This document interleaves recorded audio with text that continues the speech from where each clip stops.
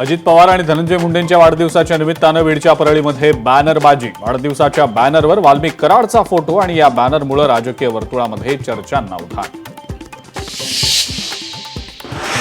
उद्धव ठाकरे आणि प्रवीण दरेकरांमध्ये संवाद। विधान भवन परिसरात दोघांमध्ये संवाद। प्रवीण दरेकरांनी उद्धव ठाकरेंना पुस्तक दिलं भेट।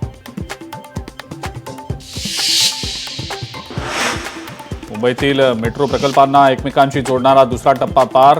भूमिगत बोगद्याचा दुसऱ्या बाजूचा ब्रेक थ्रू। मेट्रो प्रकल्पाच्या जाळ्याला जोडणारा महत्वाचा दुवा।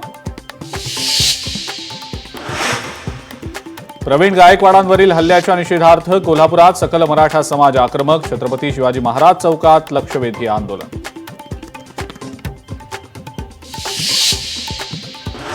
रत्नागिरी जिल्ह्यामध्ये पावसाचा जोर वाढला। पावसामुळे शेतकऱ्यांना दिलासा। पावसामुळे वातावरणामध्ये गारवा।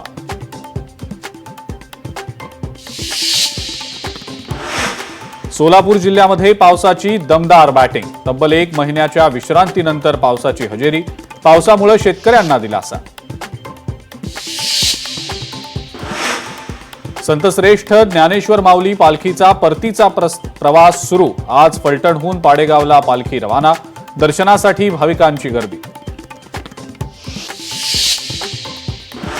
उरणमध्ये मराठी हिंदीचा वाद। एका कार चालकाला मराठी बोलण्यासाठी धमकी। काही जण धमकी देत असल्याचा व्हिडिओ देखील व्हायरल। मुंबई अहमदाबाद राष्ट्रीय महामार्गावर 3 वाहनांचा विचित्र अपघात। टेम्पो कार आणि कंटेनरचा अपघात। सुदैवानं जीवितहानी नाही।